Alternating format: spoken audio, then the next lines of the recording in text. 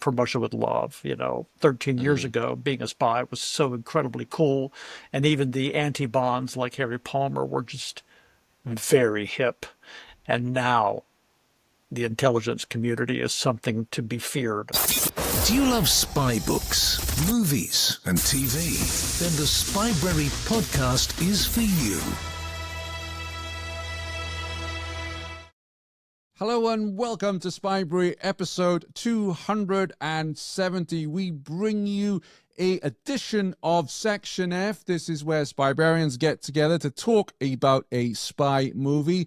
Joining us again today is Michael Huey. Welcome back to Spybrary, Michael. Thank you so much, Shane. We also welcome back John Melville, Jonathan's all the way from Edinburgh in Scotland. Welcome back, Jonathan. Hey, Shane. Hi, guys.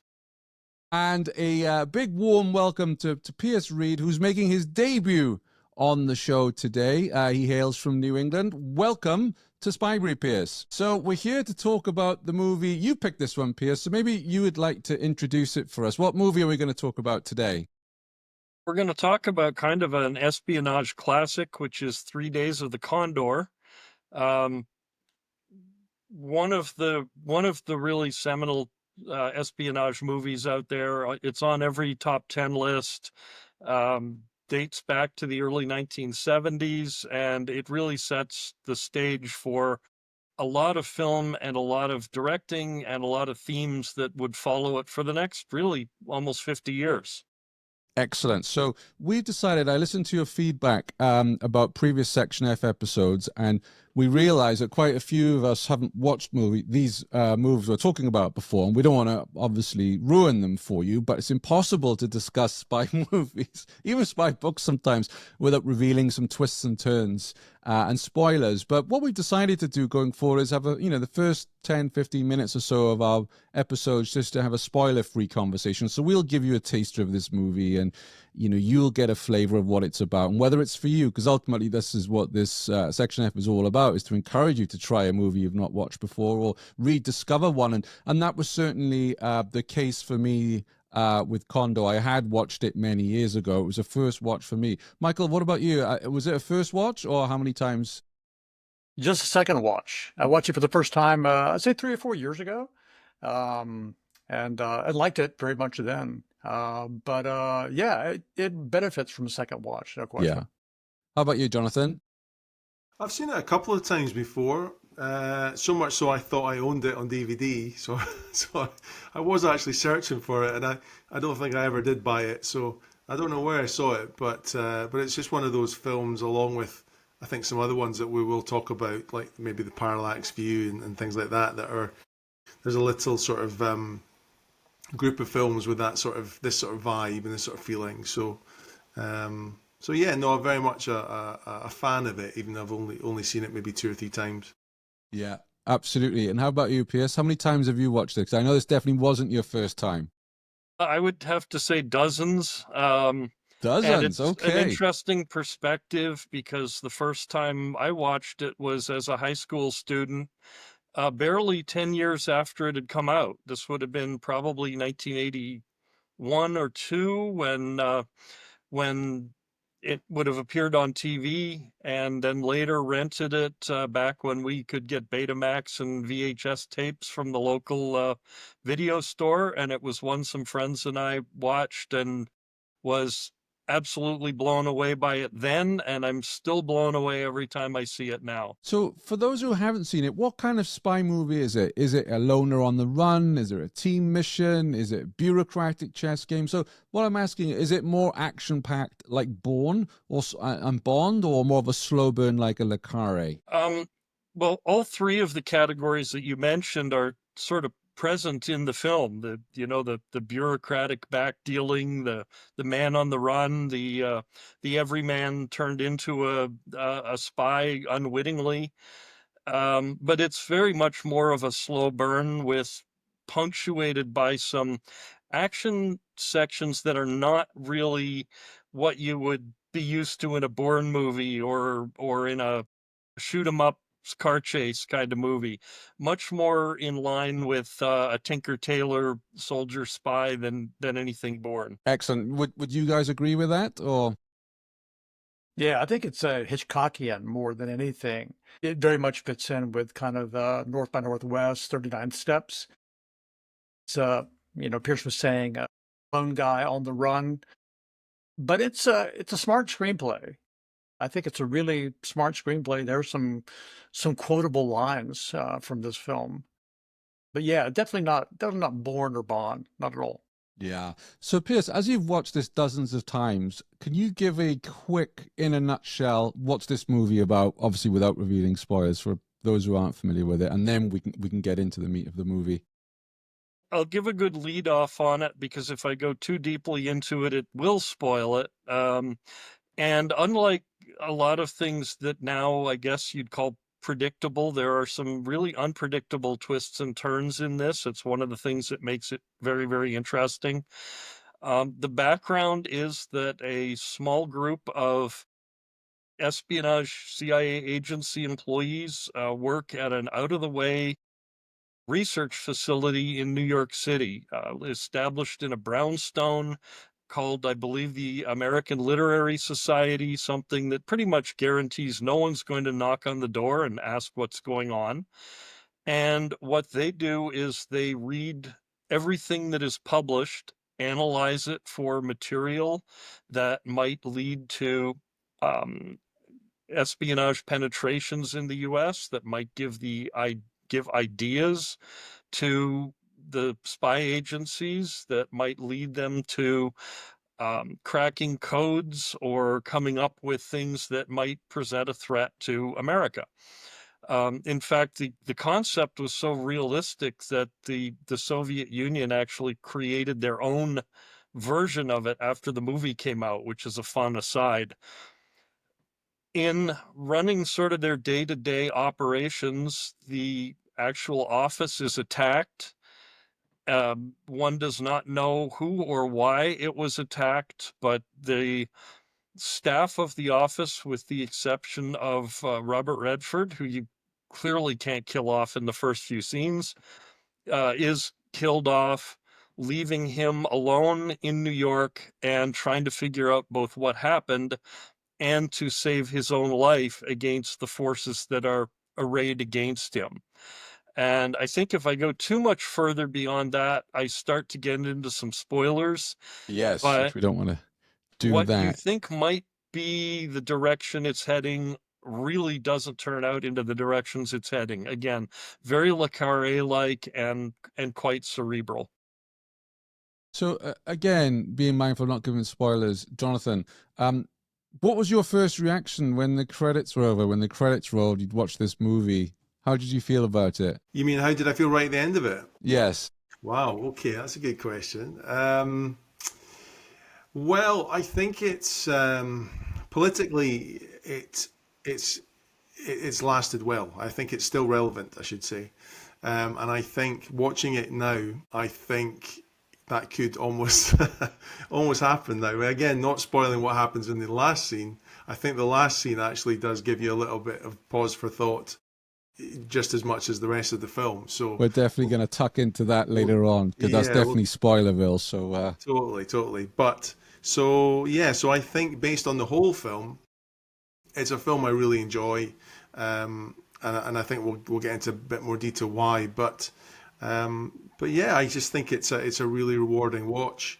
I mean, it's a cliche to say it makes you think, but it kind of does. And but yeah, to say too much more, I think would be yes, spoilers. But also, I'll just say, I mean, we might be touching on this anyway. But when you mentioned sort of credits there, I was almost thinking about the opening titles when we see the character of Taylor coming through the traffic.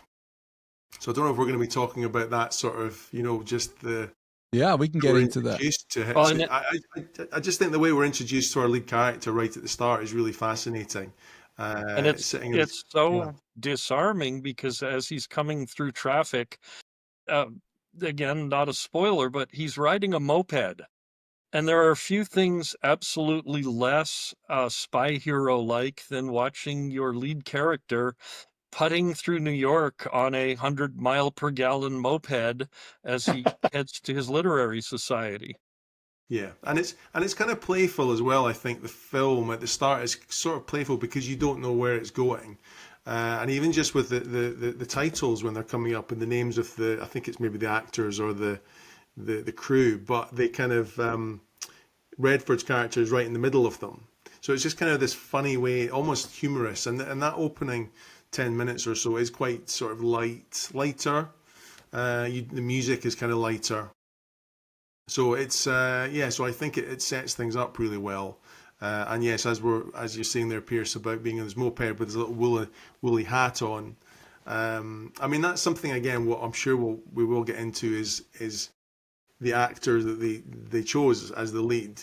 And I won't speak too much more about that. But just to say, I think that vision, that image, doesn't make me think of Robert Redford, and I think that's a slight issue, I suppose, that I have with the film in general. But it's not a major criticism. It's just more a comment or something we can talk about. Definitely. How about you, Michael? How was the movie for you? Yeah, I think it's very smart movie. Well directed. Sydney Pollack is a really solid director. I like the cast. I agree with what these guys are saying about Robert Redford. You sort of have to goof him up a little bit. I mean, this is the Sundance Kid and Jeremiah Johnson. I mean, Robert Redford, probably the best looking man alive in 1975. So you got to make him look a little strange on a moped with that hat. It's a great movie. I will say there is one major plot point, major, and we can talk about this later, where your mileage may vary. That's something you kind of have to go with, I think. I think some folks it's like, oh, okay, that happened. I think for some folks seeing it, it might be kind of I'm not sure if I buy Yeah, that or not. yeah. So, You're doing a great job of teasing our listeners who are not familiar with the movie now to go and rent it, stream it, whatever. So I think we've done our job here, and excellent. So we're going to move into spoilers now. So if you haven't watched the movie, hit pause, go get it, watch it, and then please come back and join us. And we'd love to have you as we dig deeper into this. So, Pierce, was there a moment when you just thought this has just become a great movie? Because you're talking about this slow start, right? So, okay, Yeah, this is a bit weird and very pedestrian and slow build and soft. And there must have been at some point in that movie you thought, oh, this is going to be top notch for you. yeah, and I think it's the way the movie went from 5 miles an hour to 200 miles an hour very unexpectedly. And this would be the arrival of the postman, the very symbol in the 1970s of sort of benign and positive government, the friendly mailman with his mailbag, who shows up with a suppressed Ingram and runs through the office like a threshing machine through the wheat. That is a really shocking opening, especially when you had one of the staff people who realized what was about to happen to her. The calm way she was asked, please move away from the window, and saying, I'm not going to scream. That was really unprecedented stuff in the early 1970s when it came to any kind of a spy thriller, maybe with the exception of a wild James Bond or something, but you weren't set up to expect this. How about you, Jonathan? Was there a scene in the movie where you're like, okay, I'm into this, I'm sold? I think as soon as we see the car parked across the street and the office is being watched, that's when it started to get something's happening here. And then, of course, as Pierce says, I think when the baddies go into the Joubert Yeah.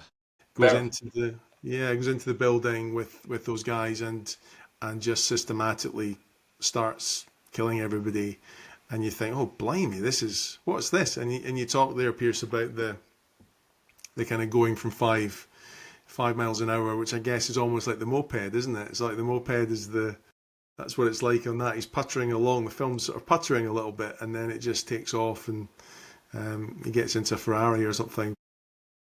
But no, really, I think when that happens, and then of course when Redford comes back, and then you start to realise, you think, is he going to be framed for it?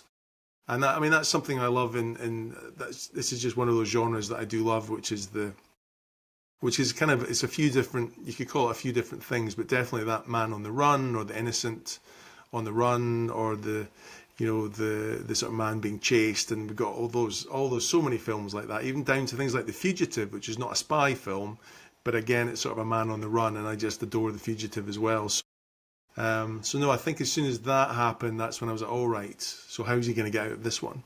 Yeah. It's very interesting you bring up Man on the Run. What do you think is the attraction for us of that kind of story or plot line? 'Cause it's not just movies, right? I mean, I think immediately of Eric Ambler and many others, where you've got the everyman who's suddenly caught up in something much bigger than him. What is it about that we enjoy so much, do you think, Jonathan? I think it's maybe it's partly putting yourself in their shoes. I think, for me anyway, I think it's that thing of, when you mentioned they're the everyman, that is every man, or every person. That's us, really, isn't it? And I think it's that, okay, this is a film star, a movie star, but actually they're in trouble, and I can put myself in those shoes. And what would I do? And I think this film has a lot of that. It's, what would I do if I was in that situation? And there's some things you think, oh, that's genius, and others it's like, what is he up to? So, yeah, I think it's that, just fish out of water, that kind of what's going to happen next. It's so great. I love that, Jonathan. But, I don't think what would I do, because I read these books, watch these movies. I know I'd be bloody useless. Well, you'd have a go, wouldn't you? You'd obviously, I'd like to think so. Like, that's the thing, though. You're right. It's like, right now going, oh, I probably wouldn't fight anymore here. I wouldn't jump out the windows. But you don't know what that fear is, or that, like, I've got to get out of here, and I think probably you're right. What do you think, Michael? Yeah, I think, well, the good news for Spybrarians especially is that Turner's superpower in this movie is reading. Yes. Right? That's how he knows all of this stuff, is he reads everything. I think this movie gives us two sort of normal people characters, because Faye Dunaway's character is very much in that light as well. And she's, forced at gunpoint to be in the story. But it's just, I mean, and you see it. I mean, the man from U.N.C.L.E. used to always have one or two people who were just normal people who had everyday jobs that, were somehow caught up with Ilya and Napoleon. Here, of course, it's a very different tone, obviously, but it's just effective, because the job of any good story, whether it's a novel or a film or TV show, is to make you empathize with the characters. And what better way? Absolutely. And I would add to that it's not just one or two people who are the everyman. As you go through the plot, the term, to me, the banality of evil that came up at the end of Nuremberg, everybody in that appears relatively normal. It's bureaucracies. Even Joubert is just this sort of very calm, relaxed guy who goes about his rather evil job, and in his spare time paints fusiliers. Everybody in that is not a James Bond supervillain or somebody living in a hollowed out mountain. They're somebody that you can almost relate to as pushing papers, and in this case, the papers just happen to lead in somewhat bad places. So, Pierce, can you walk us through, especially for members of our younger members of our audience, what was going on in America at the time this movie came out? What was the mindset of the nation? Yeah, that's a really important thing to the movie plot and to the reception. To how much of it is still here? I think it was John that said it still sort of resonated as something that could happen today. But at the time, the U.S. had just come out of Watergate. They had what were called the Church Committee hearings, where the Central Intelligence Agency was made to reveal the quote-unquote family jewels, all of their plots against Castro, all of the mistakes of Vietnam, the things that led to books like Legacy of Ashes.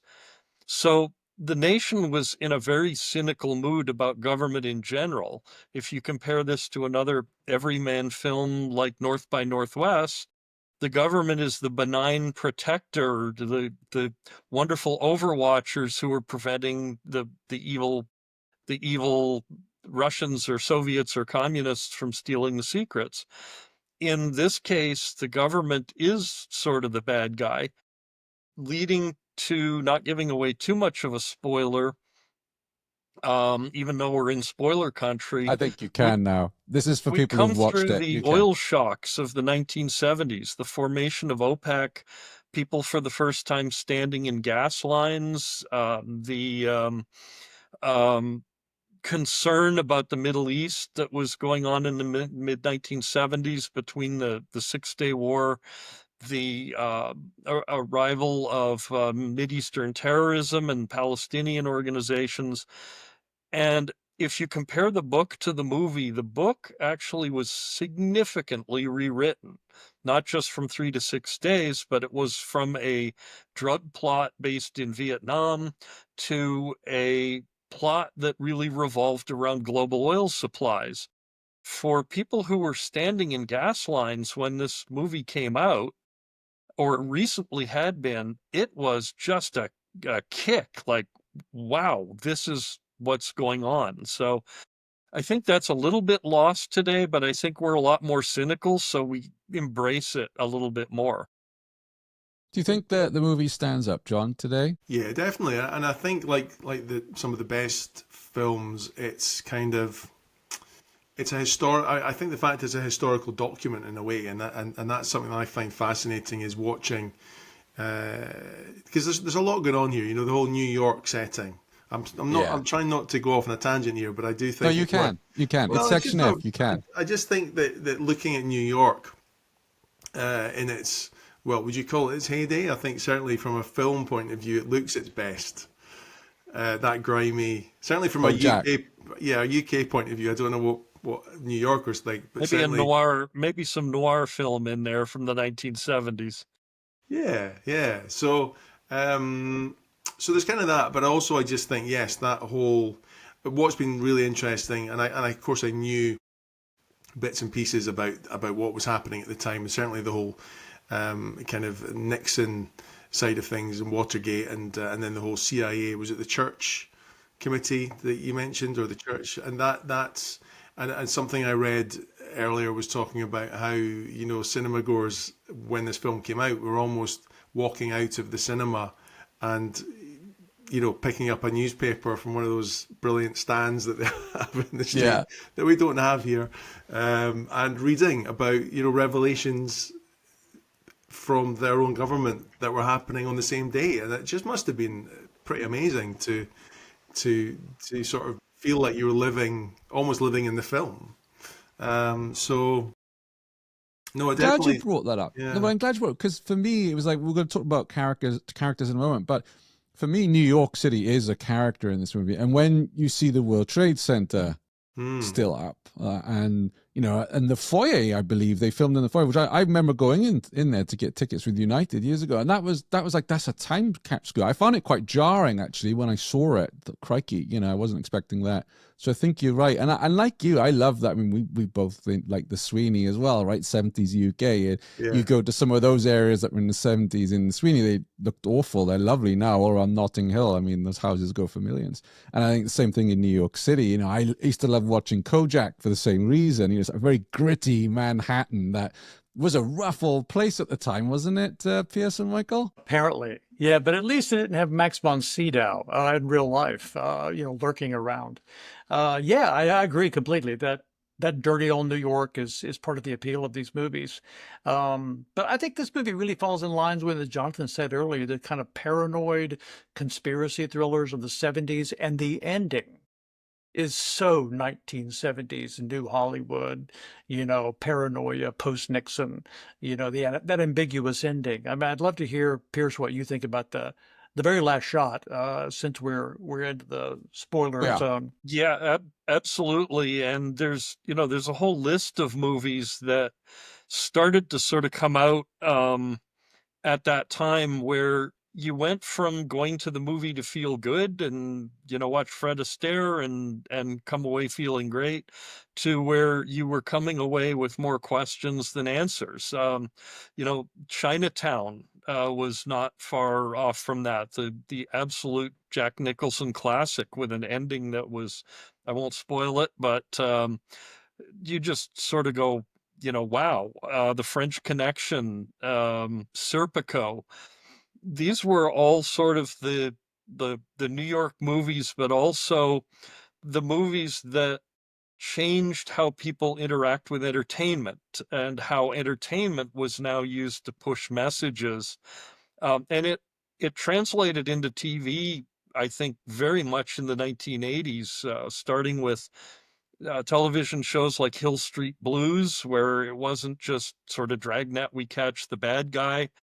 I think one of the masters of it was Michael Mann in Miami Vice, that just did some wonderfully, ironic and terrific plots and endings and so forth. But yeah, absolutely, it was a whole sea change in how Hollywood is interacting with its audiences. Do I you think it's think also that interesting. I'm sorry, Shane, but it's interesting that this was 75, 3 Days of the Condor. All the President's Men is 76, where Redford plays the guy who helped to sort of, expose Woodward. Watergate. And here he is sort of playing almost a deep throat like character, a whistleblower, essentially, if this article is actually published in the New York Times. So let's talk about the casting then, because we brought up earlier on Robert Redford. How was he for you in this role? What did you think of the casting of this actor for this character? Well, I suppose I was sort of alluding to it earlier. And much as I think he's great, and I think he's a great actor, there's just a few points. I think just starting on that bike at the start, and I'm thinking, oh, would Robert Redford be cycling down? And this is the thing. I think of Robert Redford rather than the character a little bit with this Yeah. one. So a few times in it, and it just sort of slightly jarred, and I thought, I think he's meant to be, and of course he's wearing glasses, which is supposed to be, Yeah. supposed to show that he's not just a good-looking guy or something. He's got brains. But so no, I think he's good. But is he miscast? I'm not sure. I mean, I think he does really. He is obviously a huge part of this film's success and why it works. So I'm a bit torn on that one. I don't want to say he's definitely not bad. It's just I think you could have had someone, and maybe in a lower budget, I guess, in a non. There's versions of this film where he's just kind of a more everyday kind of guy, I think. Yeah. And I would kind of like to see that version. And I think there's a mentioning a TV version, I think, that exists, which I've not watched. I don't know what they do with that one, but no, he's good, but maybe slightly miscast. I don't know what other people think about that. Pierce? Um, I think he's kind of the right guy for the job. He does, yes, he's good looking, Robert Redford. It does add maybe a little bit of believability to the Faye Dunaway relationship, maybe a little. But I think also, to look at his evolution, you got to look at the pairing of Sydney Pollack and Robert Redford and the movie they'd just done a year earlier, where he had some of the same evolutions, starting as the greenhorn that gets off of the boat to try and escape war and escape society, and completely at a loss for how to survive in the wilderness. And then he grows into Jeremiah Johnson, the legendary mountain man. So I think the casting there was not just because Robert Redford was the right guy for the job, but because you had a director-actor pairing where they knew they could really make a great film together. And they'd go on to make more. Out of Africa and The Electric Horseman were huge hits. And I guess at the time he was a big name, right? So it's, you stick his name on the poster and people are going to come through the door to watch it. So the commercial reasons to it as well, I imagine. And speaking of the poster, I mean, the poster is Redford and Dunaway in a clinch with the CIA logo behind them. Is it So, really? Yeah. So, I mean, the romance is what, marketing wise, is what got people into the theater, or at least some of them, right? I Yeah. think we look at it differently now. But I do think that was a big, big selling point. I don't know when The Way We Were was, but, Redford was, a romantic lead as well as sort of the rugged, outdoors type like he was in Jeremiah Johnson or in Butch Cassidy and Sundance Kid. You look at films today and everything's based off of a franchise model. Where do producers put their money? They put them in Harry Potter or Jason Bourne or something that's Marvel, because franchises and numbers 1, 2, 3 through 37 Fast and Furious make money. Back in the 1970s, there was still star power. There was still the attraction of, if you put Faye Dunaway and Robert Redford in something, you're going to get an audience. That was a safe bet. They based where they were going not on a script necessarily, but on who they were going to put together.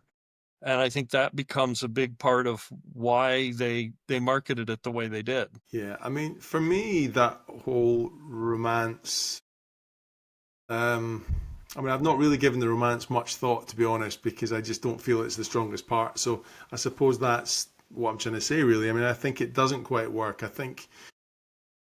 don't know if Michael was sort of alluding to the way that he does coerce her into doing things, these days.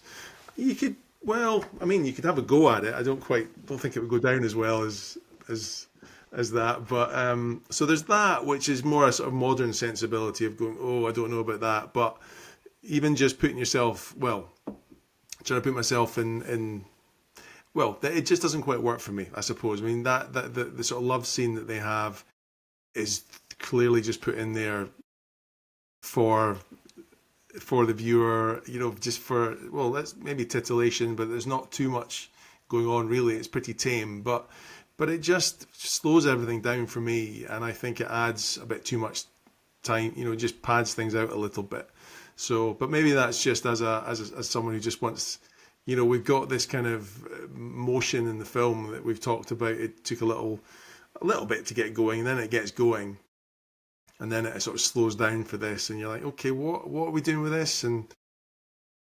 But hey, that's my take on it. It's just, Faye Dunaway is a little bit wasted in it, I think, as well. I think she's good, but just not the strongest character, really. As much as she helps out, and of course, without her, the plot would not really work, I suppose, because she gets them to places and helps out. But yeah, just that romance doesn't quite work for me. Jonathan, I have to commend you. In 270 episodes of the show of Spybrary, we've never had a guest say the word titillation before, so that's a Spybrary first. Michael. Sorry, it's a bit extreme. It's a bit extreme, that word. You might have to put a language warning on the... It's in the dictionary, though, isn't it? I'm sure. I think so. Well, I think Faye Dunaway has the best line in this movie, which, if I say it, will probably be the first time that word has been said in the Spybrary podcast as well. I think maybe. I think they try to make it make sense. To me, the problems are two things. Number one, he kidnaps her and then he ties her up for several hours, comes back, and they end up having sex. And the reason that is because he sees her photographs, he sees she's lonely. They are kindred spirits in that they're both hiding something. But then the morning after, she's like, well, what do you need, pal? I'm on the team. You want me to go into the CIA headquarters and, sit down in this restaurant opposite this potentially scary, Cliff Robertson character? Yeah. I'm down. Let's go. And that just, it's a naturalistic movie. Faye Dunaway is not glammed up at all. Redford is not glammed up either. They're wearing, what feel to me like very sort of realistic clothing for the period, and it's written that way. And so to me, that just grates because of, if for no other reason, that it just doesn't quite work in the plot. It's not very believable. And their goodbye, which is, at the train station, and Redford walks off into the steam of the departing train, is just a little, it's subtly romantic, but it still kind of doesn't quite work with the rest of this film, I think. Yeah. It doesn't ruin the film, is what I would say, but it is disappointing. And I just got the feeling at that point, oh, this is a movie by numbers. You got to have the love scene, you got to have the girl, you got to have this, etc. And it's a shame because the rest of the movie is absolutely superb, isn't it? So I forgive it. I was gonna mention too, it's also one of the places where it varies very significantly off James Grady's original book, which was 6 Days of the Condor. Gives a lot more time for character development, and the character in the book is really not a Faye Dunaway type, so there's much more time to evolve how things sort of work. But I agree with everybody's assessment that that's kind of a weak point in the film, and as characters go, it it's a distraction, not really a enhancement to an otherwise really solid plot. Would you recommend then that people read the book? Is it one you recommend? That one's really hard. I would say reading it first versus after is not going to be like some where you Yeah. really spoil it. I only recently read the book for the first time earlier this year, and actually loved it, and had so many different variances off the plot from beginning to end that really when they wrote the screenplay, and Grady was involved in the screenplay, they were writing for 1975 and a movie audience. He was writing for a book audience. It was his first book. He wrote it in 74 or 73, and it went right to movie. I mean, an amazing moment in his life because he was a very young fellow. The book and movie are chalk and cheese, so you can enjoy Right. them Good to both. know. And I sort of understood the Faye Dunaway character more after reading the book, but it still doesn't quite do it for me in the movie. So no conversation about this movie could be complete without discussion of Joubert. I'm going to ask you, Jonathan, how was he for you, the villain, the assassin? He was fascinating. It's a shame we don't get to see. I think what was most interesting was that kind of final conversation, the final 5-10 minutes or so that happens with Redford, Turner. Yeah. I think that whole sequence really explains a lot, of course, about who he is and the fact that he is a kind of, well, he's a hired hand, and he's just doing his job, and no malice against Redford, and that's really interesting. And of course, you have to build up the sinister side of him, but there's also that moment where he's in the. I'm just thinking about the moment in the lift, in the elevator, when he sort of picks up the glove and puts it on the side and smiles, and at the time I'm thinking, well, that's him putting on an act for that situation, which I suppose he kind of is, but at the same time I think maybe that's the sort of real character, because the one that we meet at the end is just a bit more relaxed about things, and he's just, this is just what I do, nothing against you. Whereas the rest of the film is very much, who is this sinister man? And so, and of course they have to do that. Otherwise, if he was just some goofy guy that's smiling all the time, it wouldn't work. And but so I think it's really quite an interesting character that they have. That is it two sides? I'm not sure it's quite two sides, but just that we see the different aspects to him as a guy doing his job, and giving him advice at the end as well. And that's great. I love that when he's like, here's the gun, because for that moment. So in a way he does he steal? He almost steals the film, actually, I think, now I think about it, because it's such a really strong scene, or a couple of scenes at the end there.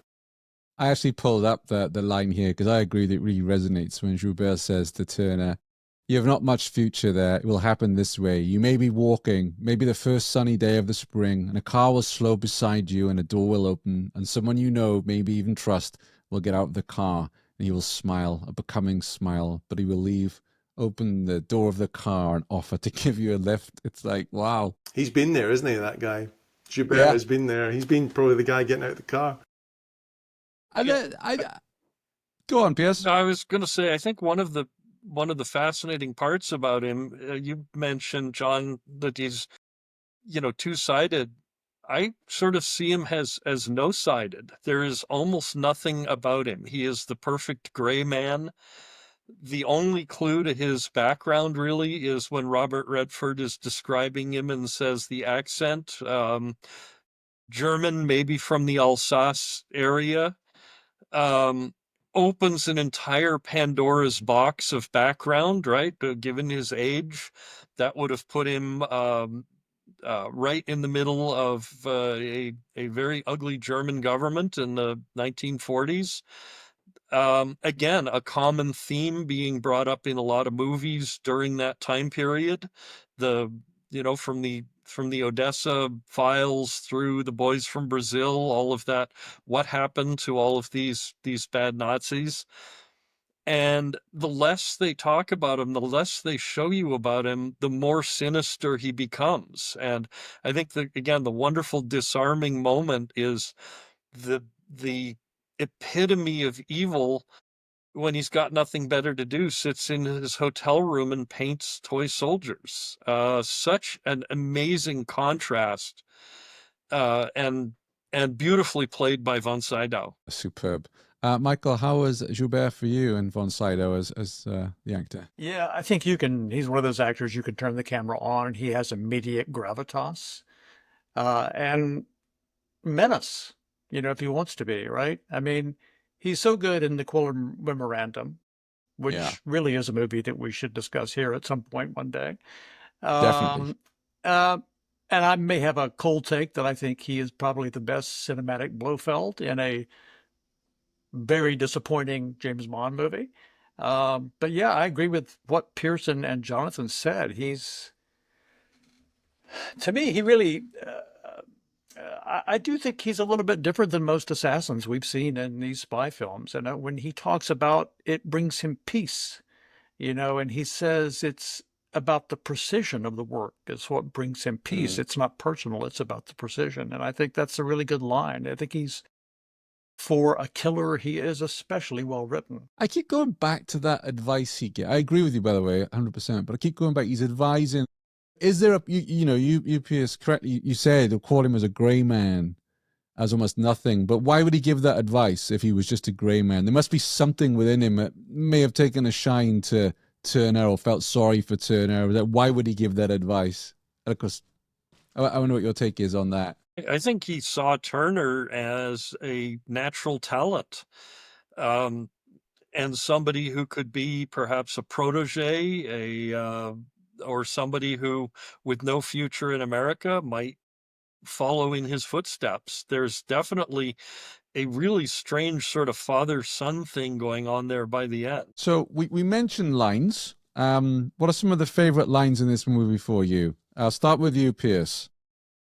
Well, one character we really haven't touched on is the character of Mr. Wabash, who one assumes is the CIA director.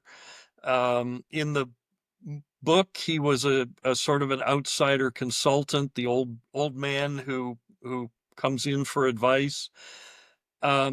And there's a wonderful exchange between Higgins, who is Cliff Robertson, who really is the bad guy in all of this, where they're talking about the old days of the OSS. I sailed the Adriatic with a movie star. And he says, "Do you miss the action?" And he says, "No, I miss the clarity."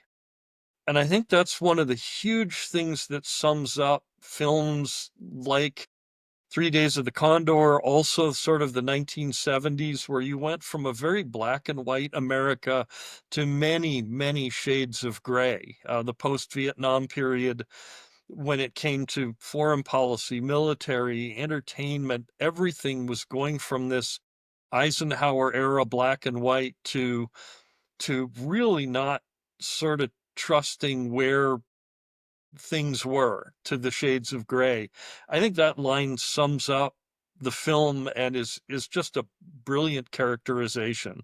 And John Houseman is fantastic in the movie, even though it's just a tiny, tiny part. Agreed. What about you, Michael? Is there a line that stood out for you? Yeah, the one Pierce just talked about. Yeah. Yeah, that's a great line. Not the Faye Dunaway line Well, that you're too nervous to repeat? again, I think that is the best line in the movie.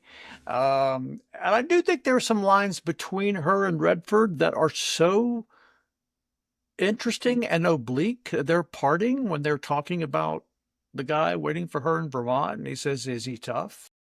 And he says, "Well, he'll understand." Oh, yeah, that's tough. And I want to go, I'm not getting that. Maybe Pierce, you and I can talk when this is over and you can explain that bit to me. Because I was going, what is going on here between them? Yeah, that line, that scene between Cliff Robertson and John Houseman just sort of plays up, our last film, From Russia with Love, 13 years ago. Being a spy was so incredibly cool. And even the anti-Bonds like Harry Palmer were just very hip. And now the intelligence community is something to be feared. Absolutely. Jonathan, I know I've sprung this question, but was there a line or a quote? I think I'm going to cop out a little bit and just say the one that That's we've been all right. talking about with the, someone's going to get out of the car one day and someone and Yeah. I just think yeah. that's quite a memorable moment. The one that screamed then, of out to me, course, and I think I want it on my gravestone is, I am not a field agent, I read books. And he's on that call. That is I think you, it's that is you, brilliant. definitely. Yeah. Pierce? The one thing I was going to say is the last line in the film and Robert Redford's reaction to it when he said, "But what if they don't print it?" And you've got Redford's facial expression, the Salvation Army band behind him. I'm sure that wasn't an accident. 3 Days of the Condor is a Christmas movie, by the way. What if they don't print it? And basically that's the end. And that left everybody hanging because you don't know now where it's going to go. Is he going to have to leave America? The other piece of that last line was it was the fulfillment of Joubert's prophecy. A car pulled up, a smiling face got out, and the conversation begun. It wasn't, Redford did have a gun in his belt and made him walk, but it was sort of as it played out. But what if they don't print it was absolutely a great ending. Yeah, absolutely. How was the ending for you, Michael? Oh, I love it. I mean, yeah, I love those 70s ambiguous downer endings. Yeah, I don't see how else you could have ended it. If it was, the next day and the New York Times is rolling off the press and there's the story, it would have been very disappointing. Conversely, if, the guy got out of the car and we hear a gunshot and the screen goes to black, that would have been bad too. So I like the way it ends. Yeah. John?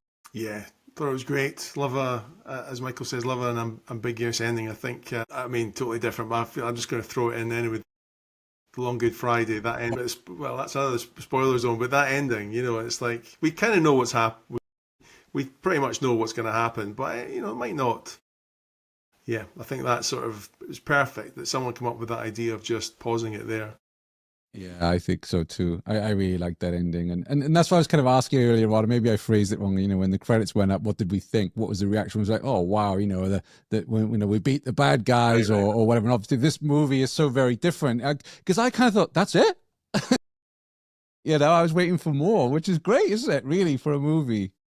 And it's great that they didn't do a sequel because it looks so easy. It could have been almost so easy to do that sequel, because the cliffhanger ending. Yeah, what happens next? I'm glad they didn't, and then let us down.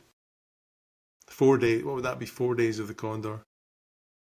Six So Days of the Piers, is it Condor was the book, and I won't spoil that, but the ending of that had absolutely nothing to do with the New York Times. So again, okay? enjoy the book. It is a good read. And I also recommend a more recent book that Grady did called Condor the Day After, which isn't really a sequel book. It actually talks more about his life after Condor. It's very fascinating, and I hope, Shane, we can get James Grady onto Spybrary, because his book is just terrific. No, we should do that. And I know that I saw a photograph of him with a friend of the show, I.S. Berry, a couple of weeks ago at an event in DC. So maybe we can do that and interview him. It would actually be quite fun to bring James Grady on with I.S. Berry, who worked for the agency as well, right? I don't know if she'd be up for that. Might be a bit too near the bone. Can we get Robert Redford as well, maybe? Is he available? Michael Frostbeckner, another friend of Spybrary, great support of ours. You know, I mean, he wrote Spy Games, so you know, I mean, what do you fancy that one, John? I mean, I've done Gary Oldman now, right? It's all old hat to me, but he might give us more than 4 minutes as well. We should try, definitely. Maybe that should be our goal, right? Let's have a lofty goal of like, you know, let's get Robert Redford on Section F. There we go. And he could talk, you know, we actually discussed it on Spybrary a couple of years ago on the forum, and Michael Beckner kind of came in and said, no, there's no validity to this. But a lot of sort of fans look at the Robert Redford trilogy of 3 Days of the Condor, Sneakers, where he sort of reemerges as a former hacker slash intelligent guy. Brilliant movie, by the way, from the early 1990s. And of course, Spy Game as kind of the Robert Redford career spy trilogy. And podcast. Yeah, no, absolutely. I have to go and watch it. Piers, you sent me something. I'll ask it this way. Was the CIA actually involved in this film? So there was a really interesting article that I came across. It was in an article from a 1970s movie magazine, and it was called Jump Cut, I believe. And they talked about the CIA director being on set at the filming of the movie. And there's actually a photograph of him sitting with Robert Redford or Sydney Pollack at the time. There had been rumors that Robert Redford hired him to as a consultant, or Sydney Pollack did. The reality is that Pollack was sort of concerned about portrayal of the agency. Was there, you know, in this post-Church Committee era, going to be any blowback, any thing that they would try and stifle the movie or something? And they brought in the CIA director to watch the filming and watch it progress for a day and talk and ask questions and so forth. And the director at the time, the CIA director, was actually the former CIA director. He'd resigned and had been made special ambassador to, I believe it was Iran. And so he had a lot of really interesting background in the whole oil shock and the things that became plot elements in the movie. So in likelihood, he probably did not do a lot of input, but he would have certainly been an interesting guy to talk to about plot twists and so forth. And it's a really neat photograph. And that was Dick Helms, right? Yes, Richard Helms. So how often was he in, sorry, how often, how long was he director for? What years was he active? Early 1970s. Or was he still active when they filmed the movie? He had just left the agency. So he had been active in the latter days, if I remember, of Vietnam, and was part of the sort of, for lack of a better word, cleanup crew and trying to get things sort of back in order. and I don't believe he was succeeded um, by Stansfield Turner. I believe he came 2 or 3 years later, but Turner made massive changes in the agency. But it was Helm's relationship, I think, with the oil shock that could have been the most interesting Yeah. tie. But again, I don't think he was heavily involved in anything other than coming on, taking a look at things and going, oh, this is how movies are done. Got it. That's fascinating, though, isn't it? Especially see that picture, especially with the whole conspiracy thing, and then you see Richard Helms on the set. I find that fascinating. All right, I am going to start with you, Michael. You can go first this time. Oh. So 5 trench coats is absolutely top notch, premier crew, superb. Where are you scoring this one? I think for Spybrarians, this would be absolutely 4 trench coats. Yeah. As a spy film, it has aged very well. I mean, there's stuff at the end I think that feels very much like today's world. You know, the relationship, as we've talked about, has aged poorly, but if you're a spy fan, you cannot pass up 3 Days with Condor. Am I right in thinking would have been a 5 apart from the plot, or still not quite there for you? Yeah, probably a 4.5. You know, without that, I think it's strong. As I said, it's a really good script, and I think the acting is good, and Pollack is a perfect director for this. Yeah. Jonathan, what about yourself? I think I would be tempted to give it 5, based on that kind of where does it fit in that, among its contemporaries, really, just whether that's other spy films or other 70s films. I think I would want people to watch it, so I think I would say 5, because it is so good. I mean, yes, there are these flaws, but they're really minor and just us being picky, I think, or certainly for me, I shouldn't speak for everyone else, but for me, the romance thing, yeah, it's a little bit, but as a whole, I think I can forgive that and give it a 5. Wow. Okay, so that's a bold 5 offer there. We'll keep a tally of these. We'll review them at the end of the year. P.S., how about yourself, sir? I've got to go with a 5 out of 5 on this one as well. Again, the romance angle of it takes a little bit away from the believability, but I think that's more than made up by the way the plot takes such a cerebral path through spurts of action and irony and just some really amazing themes and politics and whatnot of the time. I think some of our younger Spybrarians may be a little less kind of blown away by it because we got more of a diet of that kind of film today, but also because you have to be a bit of an historian to know what was going on and what made that film so utterly relevant at the time. I still think it's aged really well, and if you look up the top 5, top 10, top 25 spy movies on any list, it's there. So that says something. There've been a lot of spy movies in the last 50 years. If it didn't get knocked off its pedestal, it's probably here to stay. I appreciate that, and I think if we had longer, I might challenge you a little bit on the perception of the younger viewer, because we've had the Snowden files, and we had stuff in the UK recently that was all hushed up, and so this stuff keeps going on. So whilst you're quite right with Vietnam and Watergate and the oil crisis, etc., I think young people will probably be more tuned into conspiracies. In some ways, that's quite sad. But for me, it's a 5, and I judge the trench coat score by would I watch it again? Yeah, I'd go and watch it tonight again. It wouldn't bother me. I would enjoy Same it. here. Maybe, yeah.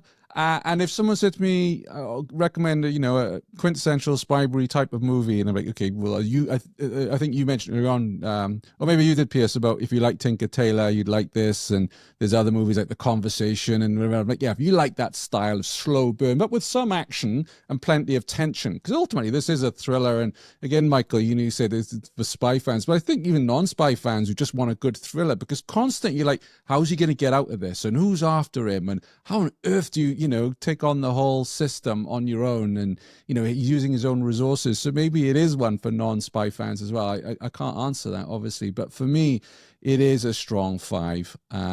So Piers, thank you very much for suggesting that we tackle this one early doors on Section F, and we've covered some absolute classics, and really pleased that this one is up there. And gentlemen, I'm sorry we overrun, but I thought I was being ambitious saying 45 minutes for a movie of this caliber. But we probably could have gone another hour as well, couldn't we, with all our various observations. And I thank you very much for coming on to Spybrary once again, giving up some of your Sunday afternoon, sharing your knowledge. And also to our viewers on YouTube, what do you agree with our scores? Do you violently disagree? Let us know in the comments. We do read the comments. We will respond on there. Or if you're out walking the dog or evading your KGB tail, or maybe you think you've seen Joubert and you're listening to the podcast right now, use your podcast app, leave a comment, review, or best still, come and join us all in the Spybrary Facebook community, which you can find at spybrary.com/community, where we have conversations like this every single day. Gentlemen, thanks a million for coming on. Thank you, Thank Shane. you, Shane.